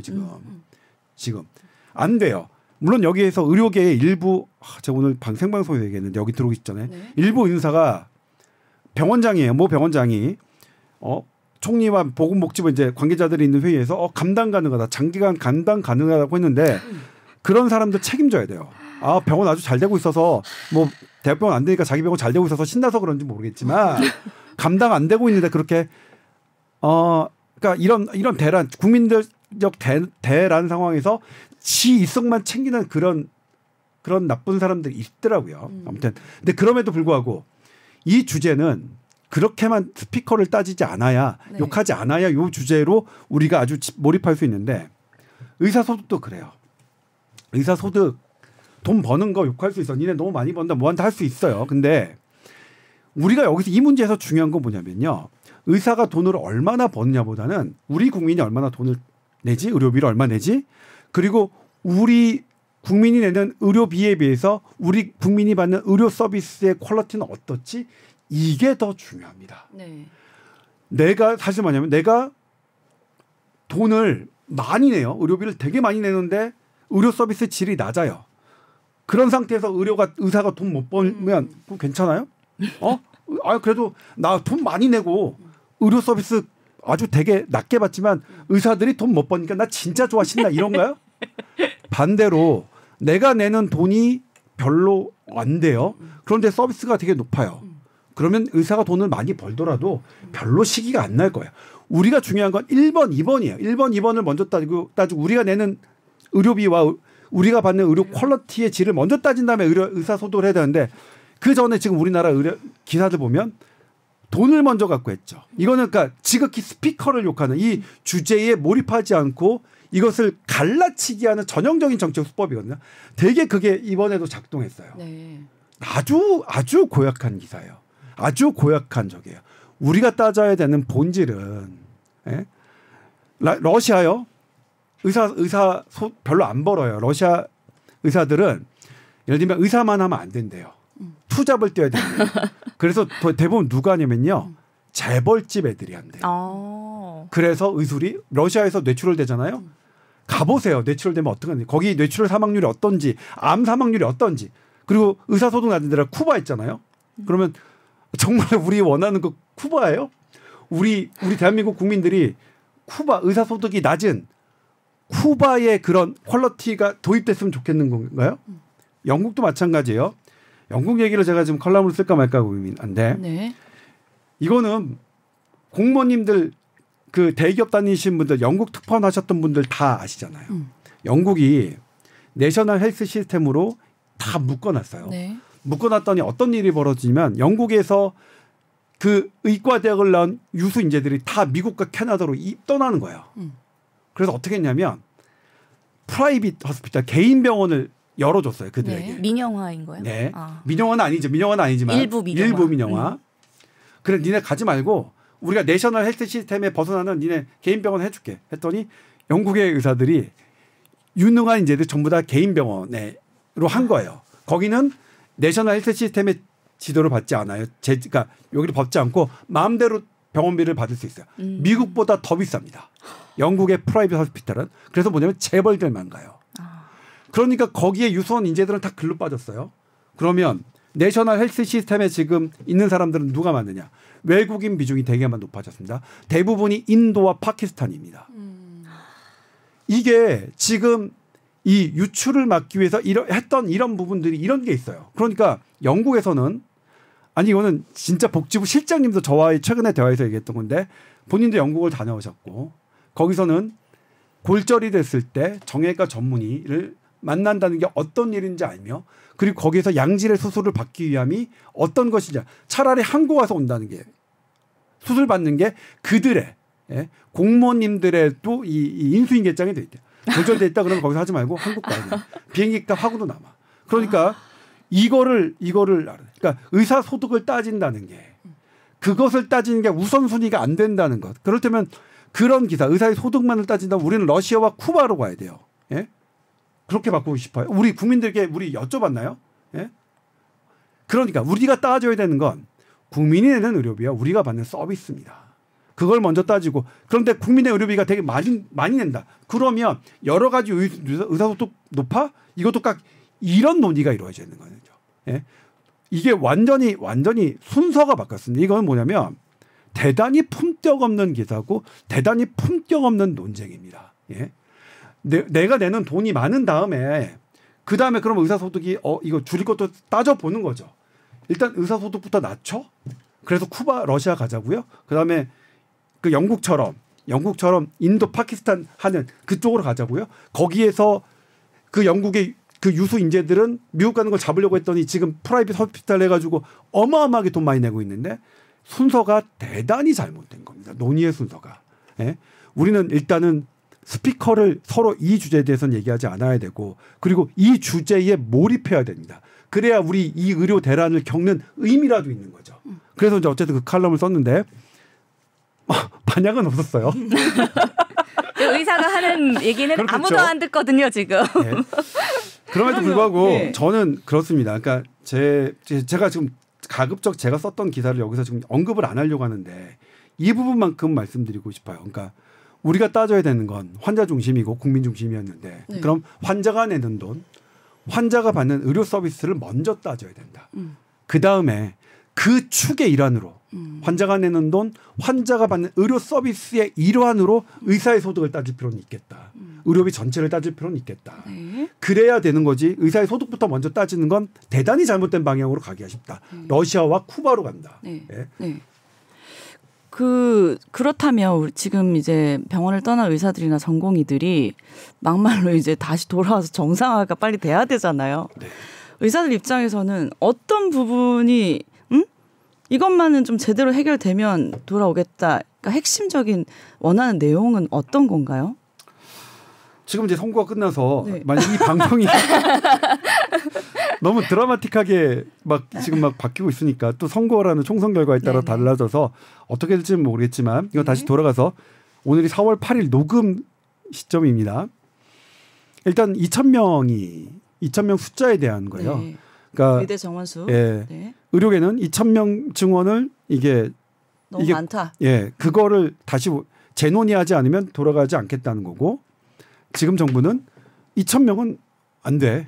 2,000명 빼고 얘기 돌아와. 다른 건 들어줄 테니까 이거인데 그래도 이제 오늘 상황에서 진전된 건 네. 어제 총리가 그랬죠. 숫자에 매몰되진 않겠다. 이거 처음 나온 얘기예요. 네. 숫자에 대해서는 변함이 없다. 숫자에 매몰되진 않겠다는 거였고 그리고 의협 비대위죠. 어쨌든 대통령과의 만남, 정부의 만난 것은 긍정적이다. 그들이 그리고 숫자에 매몰되지 않겠다는 발언도 상당히 높게 평가한다는 거니까. 네. 조정의 어쨌든 여지가 있어요. 앞으로는 모르죠. 저도 점쟁이가 아니니까 모릅니다. 네. 다만 어쨌든 원하는 거네요. 전공의들은 다른 거부터 해결해도 그 부분이 확실히 해결돼야 된다. 네, 그렇죠. 네, 네. 그러니까 가장 7대 요구 사항 중에 1번이 증원 숫자의 원점 재검토와 필수 의료 패키지 원점 재검토. 그러니까 이것도 제가 이제 의대 증원에 그러니까 제가 6주 전, 7주 전 의대 증원에 관한 그런 그 정부가 내세웠던 근거들에 대해서 제가 팩트 체크를 하는 동영상을 만들었는데 그것 때문에 너무 시달렸어요. 너무 많이 시달렸습니다. 실은 정정보도 요청도 받았고요. 정부에서 정식으로. 근데 저는 하지 않겠다. 그리고 말씀드리자면 저는 최종적으로 하지 않겠습니다. 소송을 걸고 뭐 하시는 거는 뭐 정부 측의 자유지만 저는 언론인으로서 할 수는 없다라고 해서 한 건데, 근데 이 부분을 지금 다시 제가 언급하고 싶지 않은 게 왜냐하면 지금 병원의 사정은 너무나 열악합니다. 안 좋다. 환자분의 사정은 환자들의 병원이 뭐 지금 아산병원이 40일 만에 511억 적자였고 이대로 가면 4,600억 원 적자가 난다고 하죠. 지금 서울대병원 계열은 다음 달 간호사 월급도 지금 불투명한 겁니다. 그런데 이 돈의 문제가 제가 돈으로 해결할 수 있는 건 가장 가벼운 문제라고 하잖아요. 네. 더 한 게 건강이 하는 거죠. 그러니까 이 돈으로 돈이 갖고 있는, 그러니까 대형 병원의 적자가 갖고 있는 이면에는 환자들이 진료를 못 받고 있다는 것이고, 초기에는 제가 2달 전에 이런 말씀드렸어요. 그래도 급한 암 환자는 전부 다 치료받을 수 있으니까 대학병원에 그대로 문의하세요. 가세요 그랬는데 지금은 급한 암 환자도 외래 일정을 잡을 수 없습니다. 제가 지난 주말에 제 친구가 가족이 담도암이 됐는데 외래 일자가 안 잡힌다. 진행된 전립선 암인데도 외래 일자가 안 잡힌다는 게 지난주예요. 지금은 급한 암 환자의 외래조차도 지금 안 잡히는 상황이다. 이런 상황에서 제가 2달 전에 얘기했던 뭐 정부 근거에 뭐 논거 이런 것들을 따지는 것은 한가하다 오히려. 어떻게든 지금 빨리 중단된 이 의료 체계가 빨리 어쨌든 다시 회상해야 된다. 회상해야 되는 거고, 그러려면 지금 전공의가 떠난 현장에서 다른 모든 것을 동원했지만 안 된단 말이에요. 그럼 전공의 선생님들이 돌아와야 되는 것들 그것에 우리가 초점을 맞춰야 된다. 그게 누구든 의료계든 그게 정부든 그리고 환자단체든 그리고 국민이 가장 원하는 게 그거니까요. 맞아요. 저도 얼마 전에 병원 갈 일이 있었는데 환자가 너무 이제 없고 텅텅 비어 있더라고요. 병원이. 드는 생각이 일단 나는 지금은 안 아프니까 이 시기에는 아프면 안 되나? 그렇죠. 그리고 아프신 분들은 집에서 끙끙 앓고 지금 버티고 계시나? 뭐 온갖 생각이 다 들더라고요. 그래서 빨리 해결을 해야 될 것 같은데. 간호사도 우리가 이제 지금 간호사 선생님들 뽑기가 너무 어려운데. 그래서 간호대도 상당히 증원을 했었잖아요. 그것에 대한 간호사 선생님들은 어떤가요? 굉장히 그 사람들이 몰라요. 의대 증원은 이 2,000명 때문에 나라가 뒤집어졌잖아요. 근데 간호대는 지금 2018년보다 정원이 2배가 됐다는 거를 아무도 몰라요. 왜냐하면 조용히 했거든요. 조용히 증원을 해서 저는 이제 2005년도에 입학을 해서 2009년 신규로 했었었는데 저는 사실 그 취업을 한다는 것에 있어가지고 일도 부담이 없었습니다. 저희는 그냥 쓰면 합격이었어요, 거의. 이제 특히나 자대병원이 있는 학교였으니까 그냥 쓰면은 합격인 거고, 뭐 빅5 뭐 이런 데도 그냥 어느 정도 공부를 너무 개판치지만 않았으면 성적이 너무 이상하지만 않으면은 쓰면 웬만해가지고는 들어갈 수 있는 그런 거였는데 요즘에는 취업 자체가 불취업이라고 하거든요. 간호사는 원래 취업 잘 되잖아. 뭘 간호사가 불취업이야. 딴 데 보고서는 얘기를 이렇게 하는데 간호사도 불취업이 지금 맞아요. 왜냐하면 그 빅5라고 하는 대기업이라고 볼 수 있는 그런 곳이 서로 좀 담합하다시피 해가지고 같은 날에 면접을 봅니다. 그럼 동시에 면접을 보면은 한 군데만 골라야 되잖아요. 그럼 거기 떨어지면은 낙수 효과로 이제 작은 병원 가라고, 지방 병원 가라고, 낙수 간호사들을 위해 가지고 이제 그런 식으로 머릿수를 일단 많이 늘려놓고 낙수로 좀 가는 데가 있지 않겠냐라고 하는데 그 낙수들 다 어디 갔어요? 이제 미국 가고 있어요. 호주 가고 있습니다. 뉴질랜드 가고 있어요. 지금 굉장히 핫합니다. 그 해외 간호사 이민에 대해 가지고 간호학 과 학생들도 마찬가지고, 그리고 그 유휴 간호사들 하며 임상에 있는 간호사들까지 미친 듯이 나가려고 지금 움직임을 하고 있는데 이게 단기간에 한두 달 준비해가지고 될 수 있는 게 아니라 적어도 한 몇 년 정도는 어학을 이제 포함해서 같이 준비 기간이 필요한 것이기 때문에 지금 당장 국민들이 느끼지는 못하고 있을 수도 있지만 한 5년, 10년만 있으면은 대한민국에서 한국말을 쓰는 간호사를 만난다는 게 행운일 수도 있다. 이런 생각이 진짜 들 수도 있을 것 같아요. 진짜 간호사를 수입하는 게 얼마 남지 않았다. 근데 간호사를 수입하는 게 쉬울까요? 필리핀이라든지 이런 그런 데서 이모님 데려온다고 이렇게 하잖아요. 근데 필리핀 선생님 데려오는 게 쉬울까요? 필리핀 선생님들이 뭐하러 한국어 배워가지고 한국에 오겠어요. 영어 되는데 미국까지. 거기가 훨씬 더 대우를 잘해주고 보수도 많고 하는데 그래서 간호사를 수입하는 것도 굉장히 어려운 일일 텐데 지금 간호사를 머릿수만 늘리고 그 낙수 간호사들을 이제 하겠다고 해서 지금 당장은 취업이 너무 힘들어지고 임상 현장은 일단은 뽑기가 쉽잖아요. 네. 뽑기가 쉬우니까 그만두는 사람들이 안 아쉬워요. 그만두면은 호봉이 높아져가지고 돈을 더 많이 줘야 되는 인력이 빠져나가고 좋아요, 나는 그 호봉 낮은 이제 막 이제 신입으로 들어오는 이 학생이었었던 그 간호사를 뽑으면 되는 거니까 오히려 돈 조금 줄 수 있어서 인건비를 아끼니까 좋죠. 줄을 서 있는데 1년 이상씩 지금 웨이팅을 하거든요.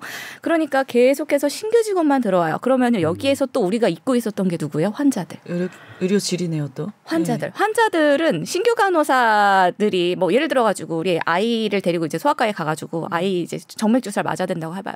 애 난리 나죠. 근데 요 조그만한 손에다가 신규 간호사예요. 누가 봐도 지금 뽀소소해. 뽀소소한데 주사 좀 남을게요. 어머니 꽉 잡으세요. 라고 하면은 주사 선생님 좀 데려와 주세요. 이렇게 보통 하잖아요. 그만큼 신규 간호사와 경력 간호사는 그냥 단순히 나이의 차이 그냥 그런 것이 아니고 말 그대로 간호사도 경력이 쌓일수록 스케일적인 부분이 더 성장을 하는데 그것을 생각하지 않고 단순히 인건비만으로 간호사의 인건비를 줄일 수 있고 쉽게 뽑을 수 있고 티슈 노동자라고 하죠. 뽑아서 버리고 요렇게 하는 그런 방향으로 가고 있는 게 전반적인 그 간호사들의 그 간호의 질도 저하가 되고 전체적으로 봤을 때는 그 우리나라 의료의 질도 저하되는 굉장히 중요한 요인이라고 생각을 합니다. 이 간호사 머릿수를 늘릴 것이 아니라 의사도 또 마찬가지로 적용이 되지만 머릿수를 늘리고 면허 소지자 수를 늘리는 게 중요한 게 아니라 그 면허가 장롱에 가 있으면 뭐 하냐고요. 어디다가 쓰냐고요. 외국 가 있으면 어디다가 쓰냐고요. 그게 결국은 우리나라의 그런 재원들을 뽑아가지고 우리나라의 인재를 키워서 우리나라 사회에서 구성원으로서의 역할을 하게끔 하는 것이 그 목표라면 그 사람들을 그냥 머릿수만 늘릴 것이 아니라 채용을 늘리게끔 그런 시스템을 갖춰야 하는 것이고 그 채용을 늘리는 데 있어가지고 그러면 병원은 뭐 먹고 사냐. 병원 다 망하라는 소리냐. 그러면은 지금 너무나도 후려쳐져 있는 너무나도 그 질에 비해 가지고 싼 값을 우리나라 사람들이 내고 있었다는 것을 네. 다들 외면하고 있거든요. 왜냐하면 돈을 더 내야 된다고 하면 누가 좋아요. 저도 돈 더 내라고 하면은 그게 반가울 리는 없습니다. 네. 하지만 현실적으로 이것이 반드시 선행돼야 되고 필요한 것임을 알기 때문에 저도 의료소가가 지금 개선이 되어야 한다라는 것에 대해 가지고 같이 얘기를 하고 있는 거거든요. 그래서 이런 것들을 개선을 해서라도 그냥 사람 머릿수를 늘릴 것이 아니라 채용을 늘리는 쪽으로 가야 된다.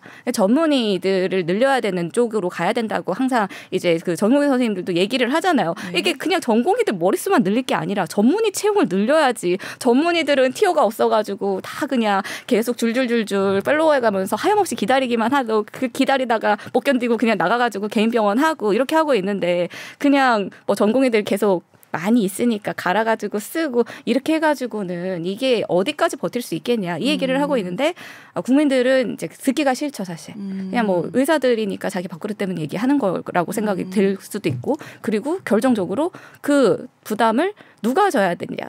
의사들이 지는 것도 아니고 간호사가 지는 것도 아니고 결국은 그 의료 수가에 대한 부담을 국민들이 나눠서 줘야 된다는 것을 국민들이 받아들이지를 못하고 있는 거죠.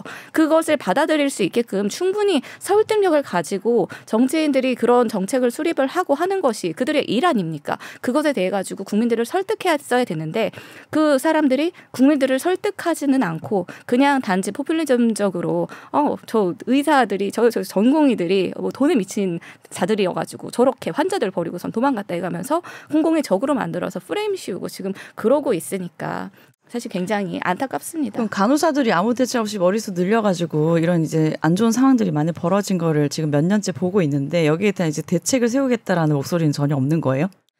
그 대책을 세우겠다라는 목소리를 사실 젊은 간호사들이 좀 주축이 된 아주 그 소모임 같은 아주 이렇게 자그마하고 그런 소리들이 정말 하찮은 소리들이 가끔 가다가 있기는 했었어요. 언제나 묻혀서 그렇지. 왜냐하면 이러한 목소리를 내는 것이 사실 이제 간호사들은 의사들을 굉장히 부러워하는 것이 하나 있습니다. 의사들은 의사협회가 존재감이 있어요.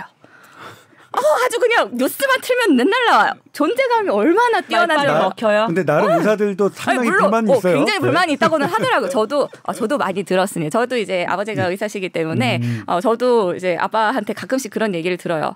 지난번에는 의협회장이 너무 존재감이 없어서 이번에는 제일 잘 싸우는 사람으로 제일 잘 싸울 것 같이 생긴 사람을 한번 뽑으려고 뭐 이런 식으로 굉장히 그 의사들도 그 선거에 대해 가지고 뭐 본인이 지지하는 사람이 무조건 된다라는 법도 없고 그리고 좀 괜찮은 인물들이 항상 다 입후보 한다라는 그런 법도 없고 하기 때문에 직선제가 모든 만사 오케이가 되지는 않을 것이겠지만 그래도 일단은 좀 못하거나 그러면은 내가 표를 줬을 수도 있고 혹은 뭐 그 다음 선거에서는 내가 이 사람한테 표를 안 주면 되니까 어떻게든 행사할 우리가 그 회원으로서 행사할 의견을 표현할 창구는이잖아요.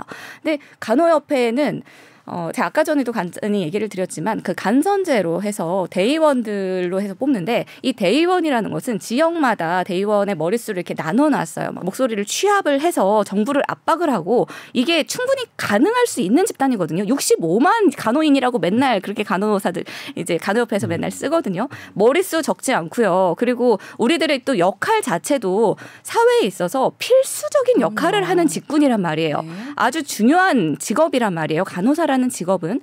그런데 이 간호사들이 어디 이렇게 호구 취급을 받냐 하면은 저는 가장 핵심적인 이유는 우리를 대표하는 뭉치려면 구심점이 있어야지 뭉칠 수가 있는데 그 구심점이 없기 때문에 거의 뭐 간호사들은 지금 무정부 상태나 마찬가지로 100년을 살았다 이렇게 생각이 됩니다. 그리고 정말 여기에서 제가 굳이 얘기를 드리자면은 이 그 젊은 간호사들이 하찮은 목소리를 내다가 못하다 하는 이유가 있습니다. 대한간호협회에서 이렇게 하찮은 목소리 내는 사람들을 못하게 합니다. 문자 막 보내고요. 막 이런 이상한 집단을 이렇게 가입하지 마세요 해가면서 단체 문자 막 보내고 그럽니다.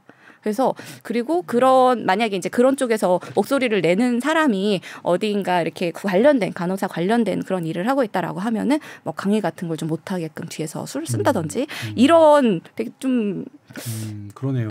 안 좋은 그런 영향력을 그런 식으로 이렇게 좀 쓰기 때문에 이게 간호사들의 목소리가 사실 커지지 못한 데에는 굉장히 큰 책임이 간호협회에 있다고 생각을 하고 그래서 제가 최근에 그 빌런 간호사라는 그 채널을 이제 열고 이 부분에 대해 가지고 어쩌다 보니까 눈 떠보니까 총대를 메고 있는데 이 부분에 있어가지고 굉장히 많은 간호사 선생님들이 이제 댓글로 간호협회를 좀 들어가 달라 아니면 새로 만들어 달라. 박세인 간호사님은 왜 간호사 그만두셨어요?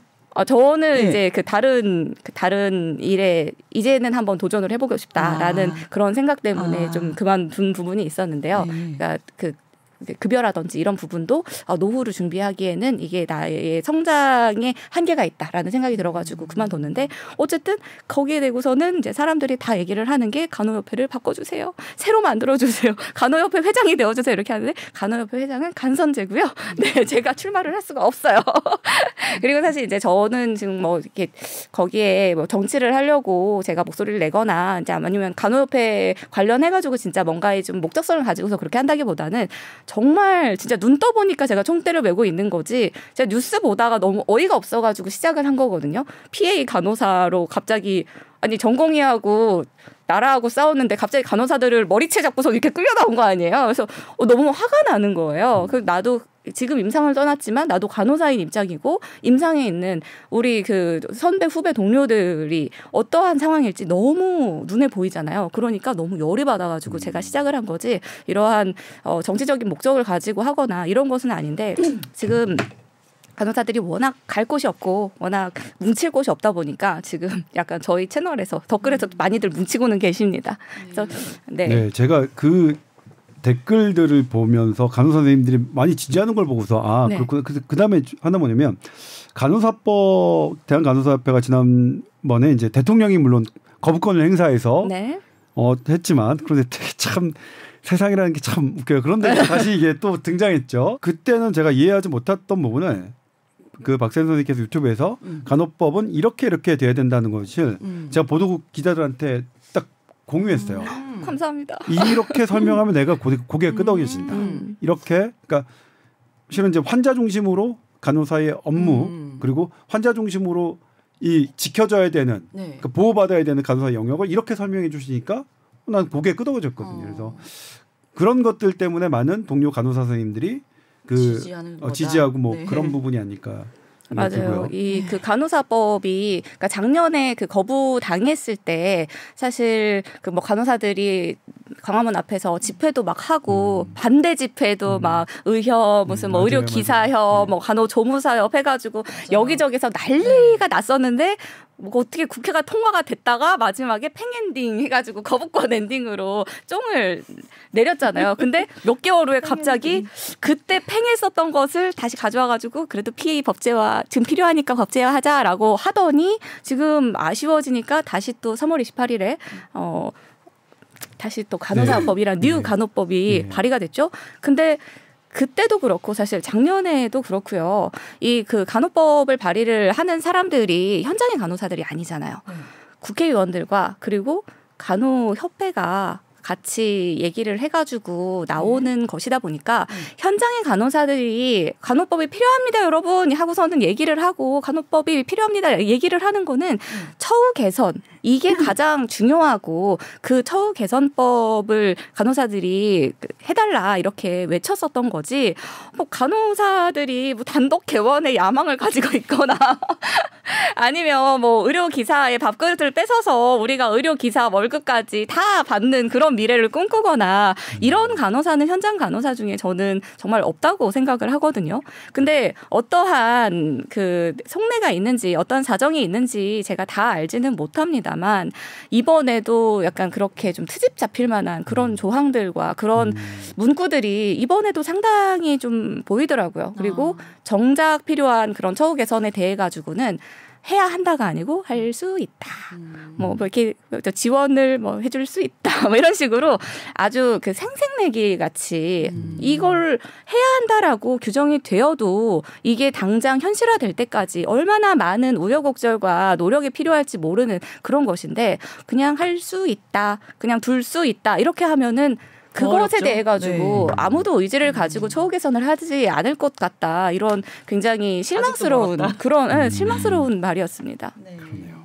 제가 이제 다시 이제 우리 그 전공이 이제 의료 문제로 돌아가면 저는 이제 이게 어디서 꼬였냐?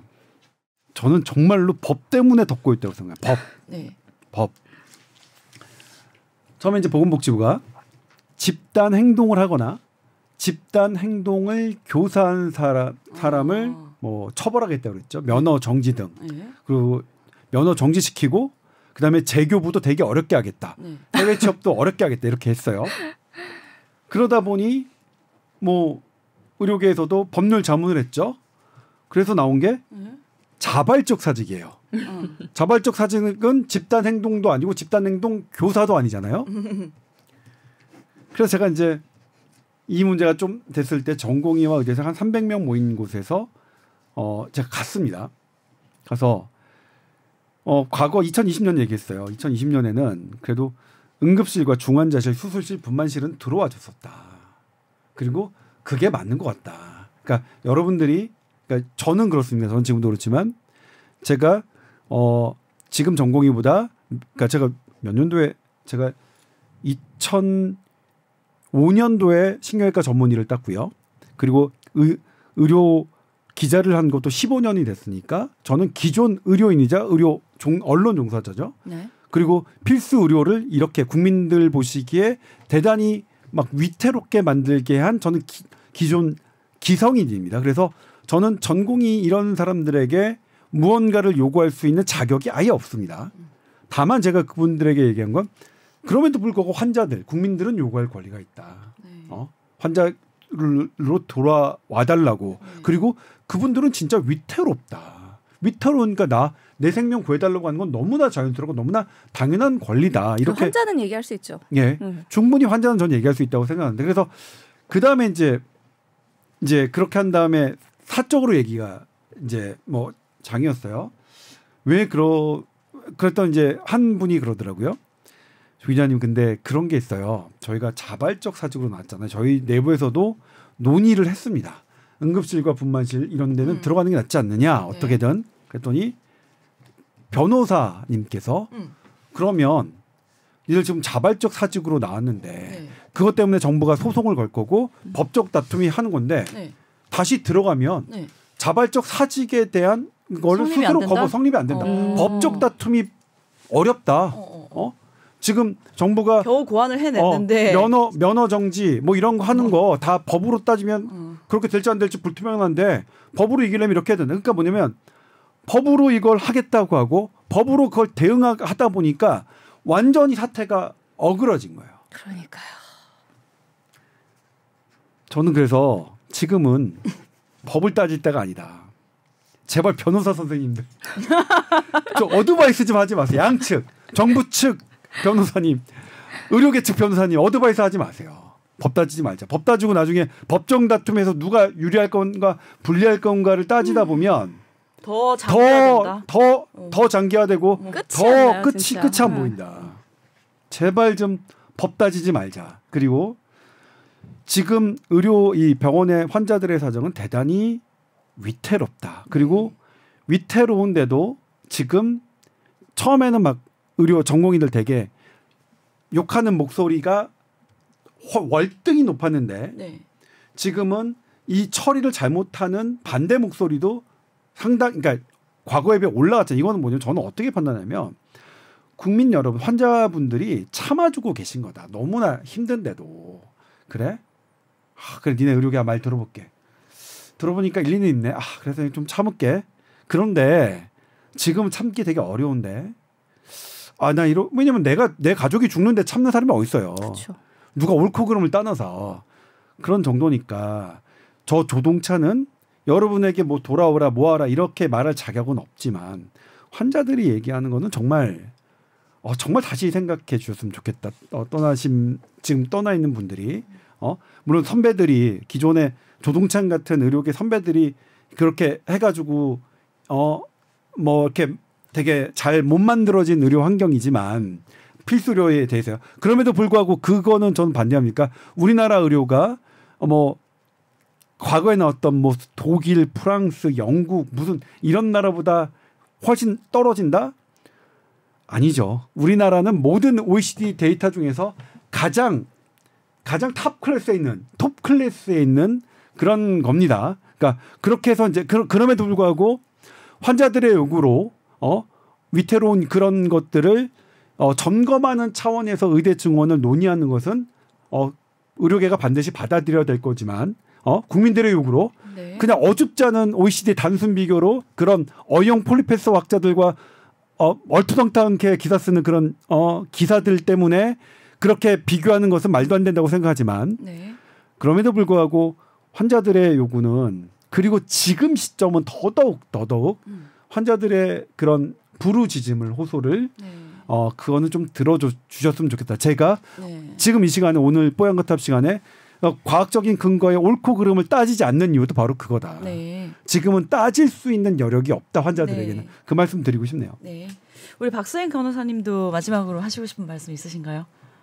저는 사실 이 사태에 이제 당사자는 사실 아닙니다. 네. 저는 그냥 이제는 간호계로 보면은 야인이거든요. 네. 완전히 그쪽이랑 상관없는 개인 사업을 하고 있기 때문에 그래서 이렇게 목소리를 낼 수 있는 거기도 한데 그래도 제가 간호사이고 그리고 간호사 동료, 의사 동료들과 같이 일을 했었던 사람으로서 정말 원만한 합의, 원만한 합의 있기를 바라고 국민의 한 사람으로서 원만한 합의가 있기를 바라고 그리고 간호사들이 이미 새우등이 많이 터졌지만 이 새우등 터진 걸 희생 너무 감사합니다. 이렇게 하지 말고 우리는 봉사정신을 가지고 일할 수는 있지만 희생을 하려고 하는 사람은 아니거든요.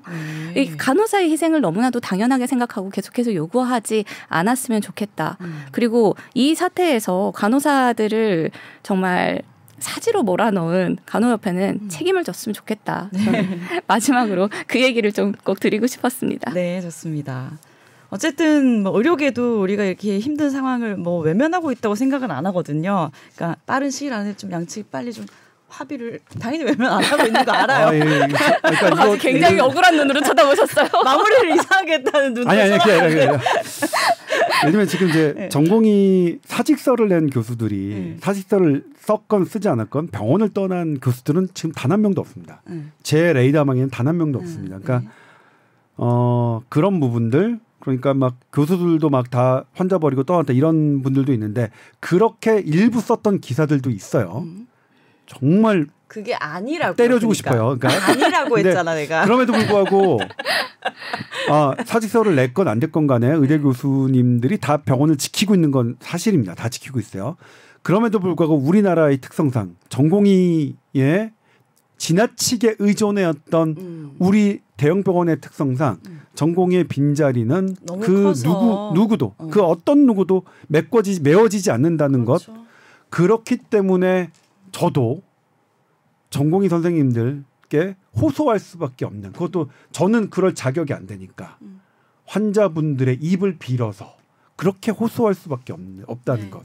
다른 쪽에 호소는 뭐 많이 했어요. 정부 측이나 다른 쪽에는 호소도 많이 했는데 뭐 이 방송 듣고 혹시 서운해하실 분 어쩔 수 없다. 뭐 이거는 그렇죠. 예. 듣고 뭐 각자 판단하는 거예요. 이거는. 그렇죠. 이게 전공의 선생님들이 사실 눈치 보지 말고. 저는 굉장히 돌아오고 싶을 거라고 전 생각을 해요. 저도 이게 그렇게 생각해요. 얼마나 어렵게 됐으면 얼마나 좋겠어요. 얼마나 어렵게 예. 그 길을 선택을 하셨고 전공의 수련 과정이 얼마나 힘든 과정이에요. 그거를 하시던 선생님들이 지금 이러한 상황 때문에 나가가지고 진짜 욕은 정말 국민 밉상이 돼가지고 욕은 욕대로 먹고 있고 이렇게 하는데 아무도 말은 안 들어주고 얼마나 돌아오고 싶겠어요. 근데 이게 정부가 돌아오세요, 간호협회가 돌아오세요, 환자의 곁을 지키세요 이렇게 한다고 돌아오라고 해가지고 돌아올 게 아니라 전공의들 정말 돌아오고 싶을 것 같은데 돌아올 수 있게끔 대화의 장을 열어서 이런 부분에 대해서 정말 원만한 합의를 이끌어내서 돌아올 수 있는 환경이 되면 저는 그때 돌아갈 거라고 생각을 합니다. 돌아오지 말라고 해도 오지 말라고 계속 가세요. 가던 길 계속 가세요 해도 대부분의 전공의 선생님들은 돌아오고 싶을 것이고 돌아올 수 있는 그런 상황이 되면은 전 돌아올 거라고 생각을 합니다. 네. 누구나 뭐 생각하고 있는 결론이에요 이게. 네네. 네. 빠른 정상화 간절히 기대해 보도록 하겠습니다. 네. 진짜 저는 요즘에 좀 장거리 운전 같은 것도 웬만하면 안 하려고 하는 게 왜요? 만약에 내가 사고가 나면 그렇게까지 생각했어요? 그럼요. 그런 생각 안 하세요? 저는 저희 외상센터에 어머니한테 있었던 등산 가지 병원이라서. 말라고 진짜. 지금. 예. 네, 저는 웬만하면 없습니다, 다칠 만한 그런 것들은 지금 진짜 현재 하면 대책 안 된다. 네. 전 저희 어머니한테. 그러니까 동네 병원 정도는 괜찮은데 동네 병원 하니까 근데 내가 만약에 진짜 아찔합니다. 중환자가 어느 순간 중환자가 돼가지고 이 전공의들로 굴러갔었던 그런 3차 병원을 가야만 하는 그런 상황이 된다라고 하면은 와 나는 그러면 이제 어떻게 될 것인가 이런 생각을 한다니까요. 제가 아까도 말씀드렸지만 그래서 뭐냐면 이 대학병원 전공의가 빠져나가도 장기간 대비 가능하다라고 얘기했던 그 의료진들은 사람의 생명을 갖고 장난친 거거든요. 제가 제일 싫어하는 게 사람 생명 갖고 장난치는 거잖아요. 저는 제가 진짜로 나중에는 그 병원 망하는 거 이게 막 이런 거라 서명 막 그 병원을 딱 이렇게 인용을 해놓고 막 하늘로 이렇게 공감을 많이 하시는 분이시거든요. F시구나. 오늘 박세인 강사님 나와서 너무 재밌게 또 말씀을 잘해주시고 해서 어려운 이야기도 쉽게 잘 들렸던 것 같거든요. 다음에 또 기회 되신다면 저희 뽀딱 다시 또 한번 찾아주시고요. 불러주신다면 언제나 오늘 함께해 주셔서 너무 감사드립니다. 네, 감사합니다. 네, 오랜만에 뽀얀 것 하면서 너무 행복했네요. 다음에 또 다시 찾아오길 기대해 보겠습니다. 감사합니다. 네, 고맙습니다. 네, 잘했습니다.